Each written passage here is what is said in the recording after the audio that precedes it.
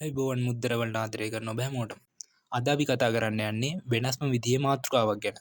හිතන්න හිරු පායපු ලස්සන වෙරළක් ගැන. එකපාරටම මුහුද අතුරුදන් වෙලා ගොඩනැගිල්ලක් තරම් උස මුහුදු රැල්ලක් ආපසු එනවා.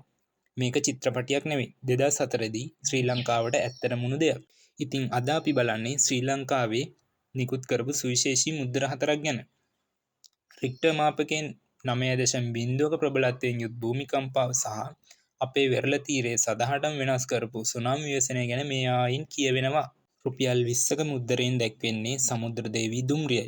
රළ පහර නිසා ලෝක ඉතිහාසයේ සිදු වූ විශාලතම දුම්රිය අනතුර මෙයයි. රුපියල් 30 මුද්දරයෙන් දැක්වෙන්නේ වෙරළට ගහන දැවැන්ත රළ පහරයි. එදා ඉන්දියන් සාගරයේ තිබුණු දරුණු ශක්තිය මෙයින් නිරූපණය වෙනවා. ඊළඟට රුපියල් 33 මුද්දරයෙන් පෙනෙන්නේ රළ මැද තියෙන ප්‍රදීපාගාරයක්.